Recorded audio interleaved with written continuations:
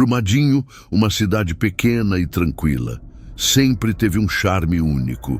Quem a conhece sabe que ela tem algo de especial, algo misterioso que não pode ser explicado apenas pelas paisagens de montanhas ou pelos campos verdes que a rodeiam. A cidade sempre teve suas lendas, suas histórias que passam de geração em geração, histórias de almas perdidas, de pessoas que, pela força do destino ou pelo desatino da vida, nunca encontraram a paz. Eu nasci aqui no coração de Brumadinho. Meu nome é João, ou Joca, como todos me chamam. Sempre morei em uma casa simples de barro e madeira, com vista para o verde das montanhas. Quando a barragem se rompeu, em 2019, eu estava em uma estrada que me levaria para outra cidade. Nunca poderia imaginar o que aconteceria. A tragédia de Brumadinho foi algo que marcou não só a minha vida, mas a vida de todos que estavam aqui naquele dia fatídico. Era uma manhã qualquer. Eu estava com meu caminhão transportando insumos para a mineração como de costume quando a notícia chegou aos meus ouvidos. Ainda não tinha noção do que estava acontecendo. Eu não estava em Brumadinho no momento exato em que a barragem se rompeu. No entanto, quando voltei à cidade, as imagens que vi eram de uma devastação indescritível.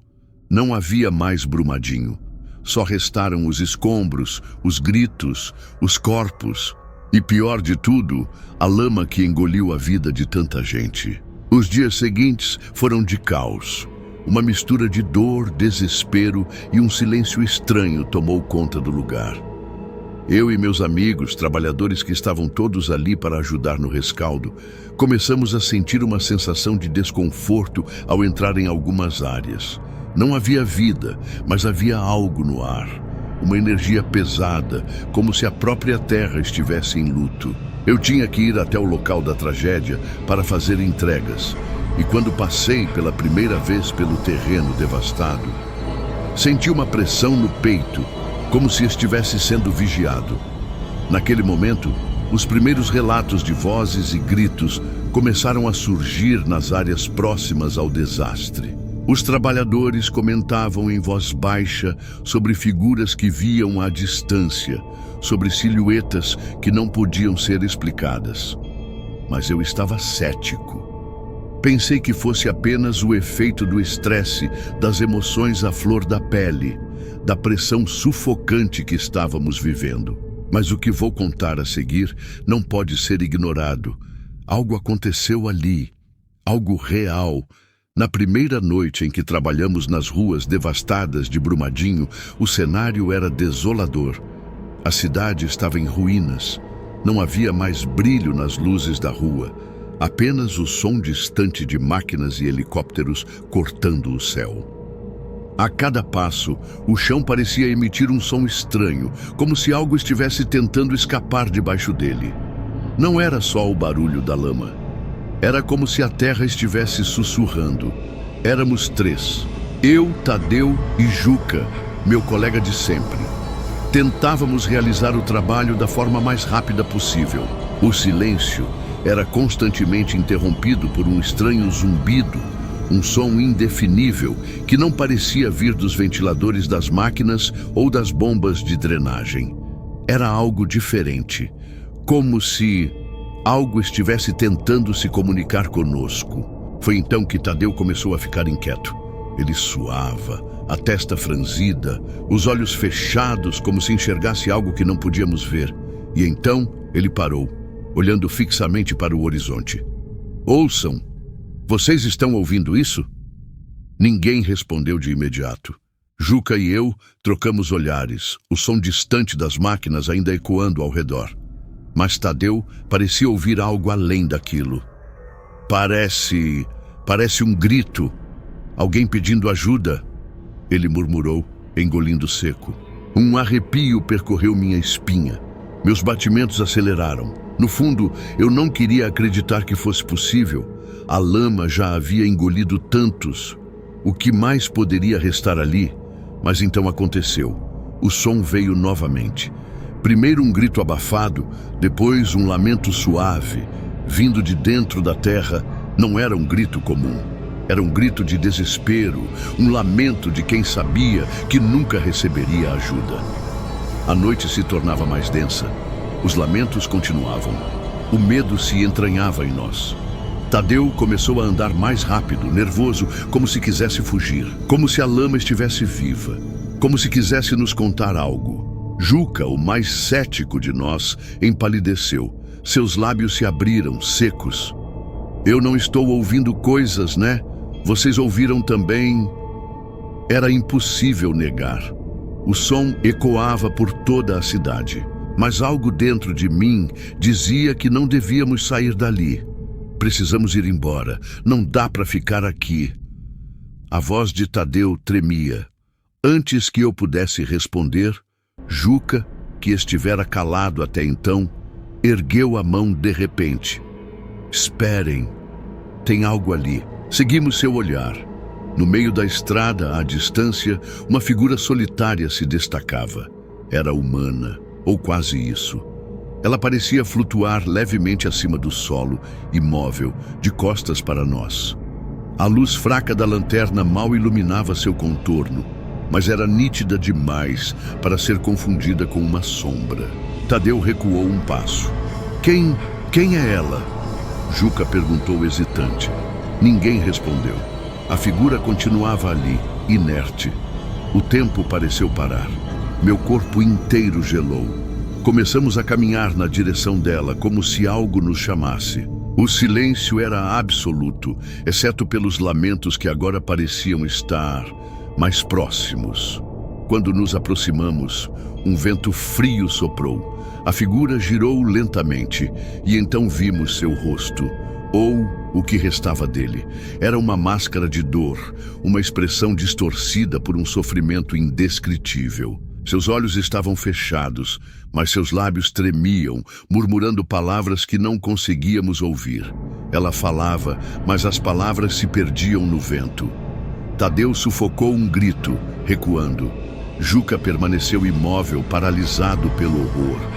Eu queria perguntar o que ela queria, mas minha voz falhou. Ela então ergueu os braços devagar, como se chamasse algo, e desapareceu.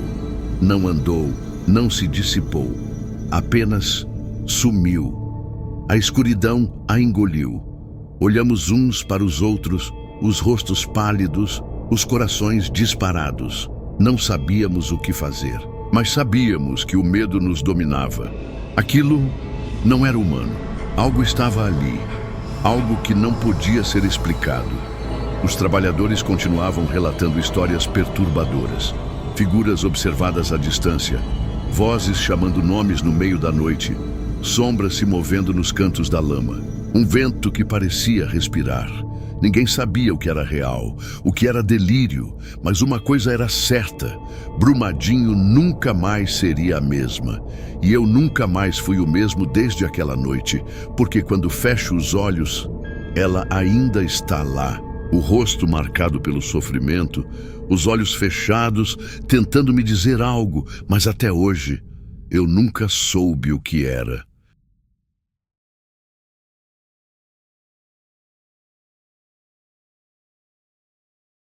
Sempre fui do tipo que evita falar sobre o que não se pode explicar.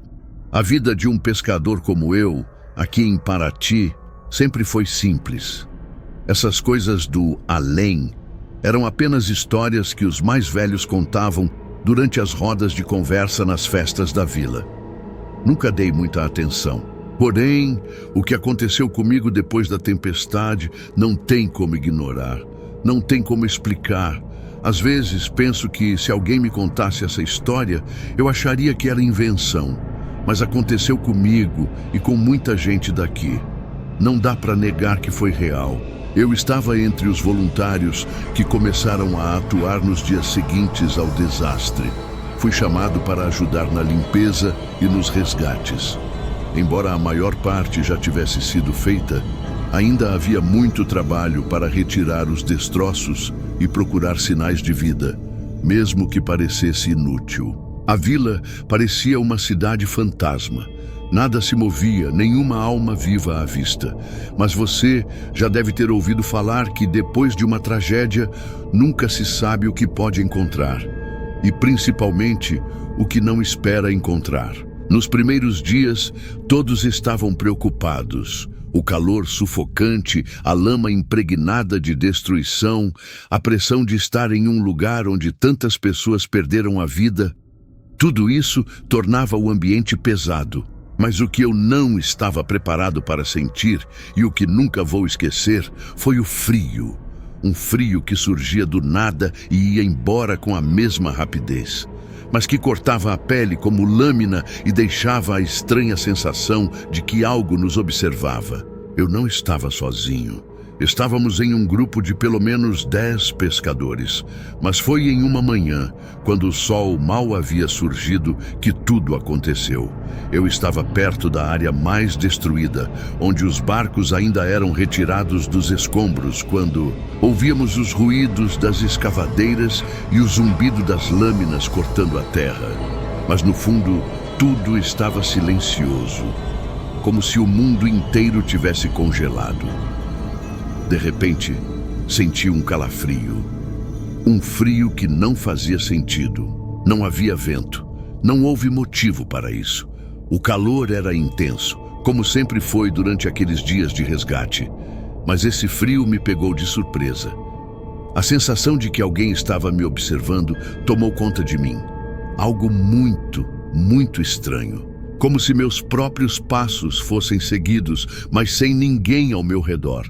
A sensação foi tão forte que me virei rapidamente, esperando encontrar alguém, qualquer coisa, mas estava só. Olhei para os outros trabalhadores e vi que estavam tão focados em suas tarefas que não percebiam o que estava acontecendo. Eles estavam mais concentrados nas máquinas, nas mensagens de rádio, nas ordens para continuar a escavação. Mas eu não consegui tirar aquilo de dentro de mim. Eu não consegui mais focar no que estava ao meu redor. Meus olhos estavam procurando algo que não podia ver, mas que estava lá. Não era uma visão, mas uma sensação de presença. Eu comecei a sentir que estava sendo observado por algo ou alguém, e o frio que subia pela minha espinha me fazia questionar o que estava acontecendo. "Ei, Mundico, está tudo certo?" perguntou Zé, um dos meus colegas de trabalho, tirando-me de meus pensamentos. Assenti com a cabeça, mas não falei nada. "O que foi? Tá parecendo preocupado com alguma coisa." Eu forcei um sorriso, mas aquilo que senti continuava ali, me rondando. A cada passo que dava, o frio aumentava. O ar parecia mais denso, mais gelado. Eu me virei mais uma vez, agora com mais atenção, tentando ver se alguém tinha se aproximado, mas estava só.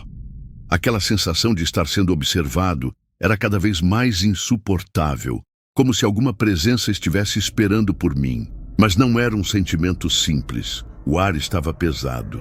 Eu podia jurar que por alguns momentos ouvi um sussurro distante que se misturava ao som das máquinas e das vozes, mas não era de ninguém ali. Fechei os olhos por um segundo, tentando evitar esse mal-estar.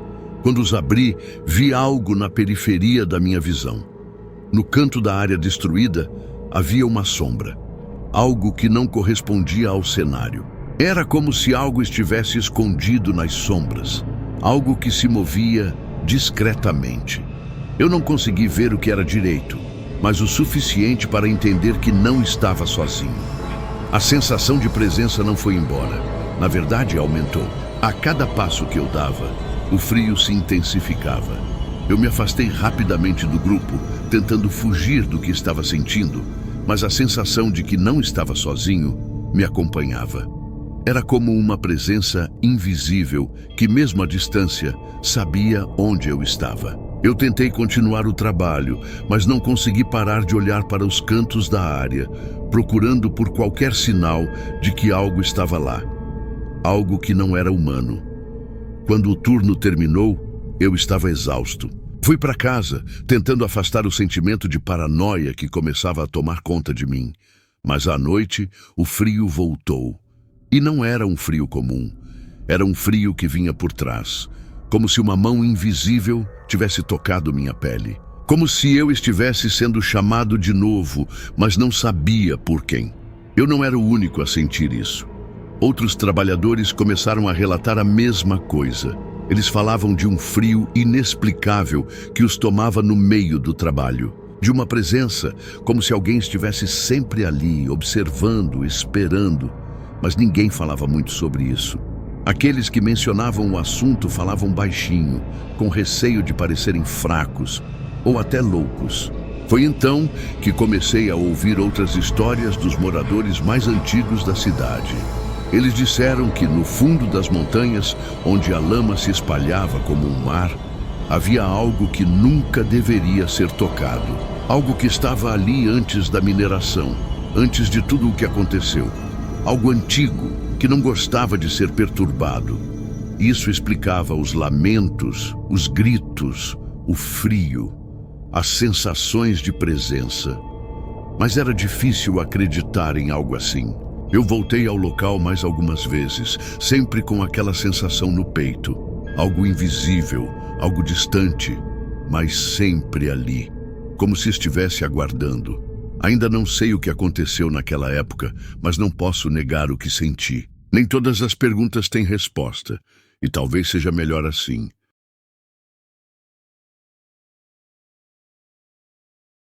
Meu nome é Helena, e eu venho de uma família simples que vive em Mariana há várias gerações. Como muitos aqui, passamos por tudo aquilo: a dor da tragédia, a perda de parentes e os dias intermináveis de incerteza. Mas o que aconteceu na casa do meu pai depois que a poeira baixou e a cidade tentou se reerguer me fez questionar o que realmente ocorreu naquela manhã. Se a natureza pode ser impiedosa, o que mais ela guarda em seus mistérios? Meu nome é Helena, e eu venho de uma família simples que vive em Mariana há várias gerações. Como muitos aqui, passamos por tudo aquilo: a dor da tragédia, a perda de parentes e os dias intermináveis de incerteza. Mas o que aconteceu na casa do meu pai depois que a poeira baixou e a cidade tentou se reerguer me fez questionar o que realmente ocorreu naquela manhã. Se a natureza pode ser impiedosa, o que mais ela guarda em seus mistérios? Às vezes, a tragédia não é mortal, mas se mantém escondida, esperando para ser descoberta. Meus irmãos e eu fomos para o vilarejo onde nossos pais moravam. A casa de sempre, simples, com uma varanda de madeira velha e o cheiro de café no ar. Depois do desastre, a cidade se tornou um lugar diferente, mais vazia, mais estranha. As ruas estavam desertas e até mesmo os resquícios das conversas entre vizinhos pareciam ter se dissipado. Ninguém se aproximava das casas. Eu entendia, é claro, o medo. Muita coisa aconteceu ali, coisas que não faziam sentido. E o pior era que, quanto mais as pessoas tentavam deixar tudo para trás, mais estranhos os acontecimentos pareciam segui-las. Mas voltando à casa do meu pai, a história que vou contar aconteceu no meu último dia ali. Eu teria que ir para resolver as coisas, olhar o que restava das poucas lembranças que meu pai deixou antes de partir, porque já fazia 3 meses que eu não tinha coragem de pisar naquela casa, até aquele momento. Lembro-me de que, quando entrei, o cheiro de poeira e madeira velha era ainda mais forte do que antes. Tudo estava exatamente como deixei, exceto por uma estranha sensação, como se a casa estivesse me observando. O ar parecia mais denso, minhas mãos suavam. O medo era algo que eu não podia evitar, mas sabia que não podia deixar o passado continuar me controlando. Assim que entrei na cozinha, senti um calafrio. A casa estava vazia, não havia ninguém lá, mas a sensação de presença era inegável. Olhei para o velho relógio de parede, o mesmo que minha mãe sempre dizia ser mais do que um simples relógio. Ela acreditava que o tempo ali dentro tinha uma energia própria, que nada escapava do seu olhar. Achei que fosse bobagem na época, mas agora tudo parecia estar conspirando para provar o contrário. Ouvi um barulho vindo da sala. Um som baixo, arrastado, como se algo estivesse movendo um móvel. Na hora, meu corpo reagiu, mas meus pés pareciam colados ao chão. Algo me dizia para ir embora, mas o outro lado de mim, o lado mais curioso, não me deixou partir. Decidi ir até a sala, com o coração batendo forte no peito. Quando entrei, não vi nada imediatamente. O que senti foi o silêncio. Um silêncio pesado, sufocante. O tipo de silêncio que aperta o peito e não deixa respirar direito. Mas então, quando virei a esquina da sala, vi uma sombra. Eu juro que vi. Era como uma figura encurvada, de costas, quase humana, mas ao mesmo tempo distorcida. Fiquei paralisada. De repente, a figura se virou e eu vi o que parecia ser o rosto da minha mãe. Só que não era ela. Era como se o rosto dela estivesse ali, mas os olhos eram completamente negros, sem vida. A sensação que me atingiu foi a mesma de quando a vi pela última vez, deitada em sua cama, sem respiração. Uma confusão de dor e medo tomou conta de mim. Meu corpo sofreu um choque, e foi então que algo ainda mais assustador aconteceu. O silêncio foi quebrado por um sussurro, e a voz parecia vir de todas as direções, como se o próprio ambiente estivesse falando. Era uma voz que eu reconhecia, mas não era minha mãe. Era algo ou alguém imitando ela. E então ouvi as palavras que me congelaram por completo. Você não deveria estar aqui. Minha mente estava à beira do colapso. Eu queria sair dali, correr para longe, mas não conseguia mover os pés. O calor e o frio se alternavam. O ar ficava mais pesado, como se a própria casa estivesse apertando meu peito. Quando finalmente consegui mexer as pernas, comecei a andar lentamente em direção à porta, sem tirar os olhos da sala. E então, algo ainda mais estranho aconteceu. O velho relógio de parede começou a funcionar novamente. Mas agora ele girava de maneira errática, os ponteiros movendo-se em direções opostas, como se o tempo dentro daquela casa estivesse distorcido. Eu não conseguia entender. Quando finalmente alcancei a porta, um barulho vindo da cozinha me fez parar. Algo estava lá. Algo se arrastava. Fui até a cozinha com os pés tremendo. A luz da janela estava fraca e a sensação de que algo observava cada um dos meus movimentos era mais forte do que nunca. Quando entrei na cozinha, vi algo que não consigo descrever. Era como uma sombra, mas muito mais intensa. Parecia estar se formando, como se uma energia escura estivesse ganhando forma humana. E à medida que isso acontecia, o ar ao meu redor ficava mais pesado. Eu podia ouvir passos, mas não eram os meus. Rezei em silêncio, pedindo a Deus que protegesse aquele lugar, que me desse forças para sair dali. Clamei para que Ele guiasse as almas que ainda estavam presas naquela casa, naquela tragédia. Eu sabia que estava diante de algo que ia além da minha compreensão. Foi nesse momento que tudo parou. O silêncio voltou, mas não era o mesmo de antes. O ar ficou mais leve e as sombras desapareceram. A sensação de presença sumiu. Respirei fundo e pela primeira vez em horas consegui me mover normalmente. Saí da casa com a sensação de que algo havia me deixado. Algo ainda estava lá, mas pelo menos naquele momento a casa parecia tranquila. Rezei por minha mãe. Pedi perdão porque sabia que ela não estava ali. A casa não aguardava. Algo mais estava preso ali, algo que não pertencia mais àquele lugar. Após esse dia, nunca mais voltei à casa da minha mãe.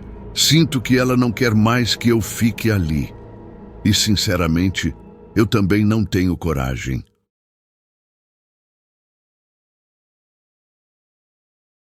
Meu nome é Miguel e há mais de 30 anos moro em Brumadinho. Vivi aqui antes da tragédia e continuo aqui trabalhando e rezando por quem se foi.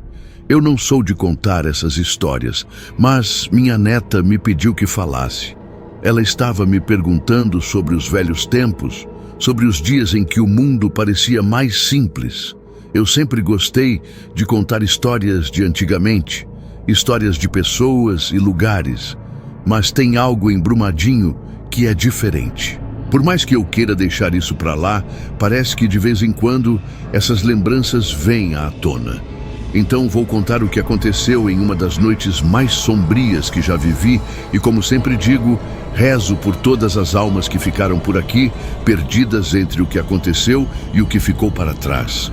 Era uma noite de chuva forte, aquelas noites que duram horas, com o som da água batendo no telhado e o vento que parece querer derrubar tudo. Eu estava na minha casa, sozinho. O resto da família tinha ido visitar os parentes e o silêncio parecia preencher o espaço como nunca antes. Eu, que sempre fui habituado com a solidão, estava mais inquieto do que de costume. Estava sentado na cadeira de balanço, observando a chuva pela janela. Não sei explicar, mas havia algo estranho no ar. Algo mais pesado do que o habitual. Talvez fosse uma lembrança do que aconteceu. Ou talvez fosse apenas minha cabeça cansada. Parecia que o tempo estava mais parado naquela noite. As nuvens se espalhavam e o céu parecia carregar um peso que só a dor poderia explicar. De repente, uma rajada de vento bateu na janela com tanta força que quase me fez levantar. Foi nesse momento que ouvi um som baixo, quase uma sugestão, mas carregado de tristeza. Eu olhei em volta, mas não havia ninguém. Era como se a chuva tivesse trazido algo mais consigo, algo que eu não conseguia ver, mas que estava ali de alguma forma. A sensação de ser observado me atingiu de imediato. Aquele sentimento, sabe, aquele frio na espinha que vem sem explicação. Eu estava sozinho, mas senti que não estava. A princípio, pensei que era apenas minha mente me pregando uma peça, mas conforme o som foi se tornando mais claro, percebi que não se tratava de vento nem de qualquer outro barulho natural. Era um choro de alguém em sofrimento. Era baixo, mas estava lá, persistente, se espalhando pela casa e pela noite. Eu me levantei de pé, sem saber o que fazer. O choro estava tão próximo, mas ao mesmo tempo tão distante, como se estivesse vindo de algum lugar profundo, muito mais longe do que os limites da minha casa. Fui até a porta da frente, abri um pouco e coloquei a cabeça para fora. A chuva caiu pesada, batendo com força no chão, mas a rua estava vazia. Não havia ninguém ali. Então, de onde vinha aquele som? O choro não parava. Mas por mais que eu olhasse, não encontrei ninguém. A sensação de desconforto foi crescendo. O vento parecia estar se acalmando, mas o som permanecia, como uma sombra, como algo que se esconde nas trevas. Fechei a porta e voltei para dentro de casa, sentindo um frio que não fazia sentido. Eu estava em um lugar seguro, mas aquele som era como se estivesse me chamando, como se eu devesse fazer algo, mas não conseguia saber o quê. Aquela noite, a chuva não parou. Eu rezei, como sempre faço, pedindo proteção para minha família. Pedi proteção para as almas perdidas e talvez até para aqueles que ficaram para trás na mina, sem saber onde estavam. Mas o choro continuou, mesmo quando o sono chegou, se arrastando pela noite e pelos meus pensamentos. No dia seguinte, o dia estava nublado, como se ainda estivesse tentando entender o que tinha acontecido. O choro continuava ecoando na minha cabeça, como uma lembrança do que talvez nunca devesse ter sido esquecido. Resolvi sair para dar uma volta pela cidade. Preciso admitir que desde o desastre, as ruas nunca mais foram as mesmas. Não só pelo que aconteceu, mas por algo que parecia pesar no ar. A cidade ainda estava tentando se recuperar, mas o medo e a tristeza estavam por toda parte. Nas conversas, nos olhares, nas esquinas, todo mundo sabia que algo mais tinha ficado para trás, algo que ninguém podia ver, mas que estava presente. Enquanto andava, encontrei com o Eduardo, um amigo de muitos anos. Ele também estava olhando para o chão sem dizer muito, mas quando me aproximei, ele levantou a cabeça e me encarou com um olhar estranho, como se quisesse dizer algo, mas não revelasse. Miguel, você está sentindo isso também? Ele falou de forma tão séria que eu parei imediatamente. O tom da sua voz fez o meu estômago se revirar. "O quê?" perguntei, tentando manter a calma, mas sabia o que ele queria dizer. Ele balançou a cabeça e olhou para os lados, como se tivesse medo de ser ouvido. Depois, com uma expressão tensa, ele disse: "Naquela noite de chuva, você ouviu o choro?" Eu congelei. Ele sabia o que eu tinha ouvido e isso me deixou mais inquieto ainda. "Como sabe disso?" perguntei, tentando parecer tranquilo. Mas a verdade era que aquela pergunta não me deixava em paz. Ele hesitou por um momento, depois sussurrou: "Eu não sou o único a ouvir, Miguel. Muitas pessoas estão ouvindo. Naquela noite, no meio da chuva, senti que alguma coisa estava lá, me observando. Eu sei o que você está sentindo, porque eu senti o mesmo. Algo de muito errado. E foi ali, naquela conversa, que percebi que não era só eu. Não era só um som isolado. Naquela noite, o choro não veio só para mim, ele veio para todos. O arrepio percorreu meu corpo inteiro, como se alguém estivesse me tocando. Eu olhei para o corredor escuro, mas não vi nada. O choro parou por um momento, e aquele silêncio foi ainda mais perturbador. Sentei-me no sofá, sentindo que a presença de algo estranho era inegável. O medo me tomou de assalto, e eu me vi recitando em voz baixa as palavras que minha avó sempre dizia para afastar o mal. "Senhor, livrai-nos dos maus espíritos. Amém." Mas nem isso parecia ajudar. Algo estava fora de controle, algo que estava além das orações e dos meus esforços. O tempo passou e o som do choro continuou, mas ninguém mais falava sobre isso. As pessoas ficaram acostumadas com a ideia de que aquilo era apenas o eco da tragédia, uma manifestação do sofrimento coletivo. Mas dentro de mim, eu sabia que havia algo mais, algo que não tinha explicação racional, algo que, na verdade, não poderia ser ignorado. Voltei ao ponto onde encontrei o Zé na praça e perguntei o que ele sabia. Ele me olhou de forma diferente, como se já tivesse esperado por essa pergunta. "Eu vi, João. Não foi só um choro. Eu vi as sombras nas ruínas. Naquelas noites, elas se moviam, se arrastavam. Não sei se eram almas ou algo mais, mas estavam lá.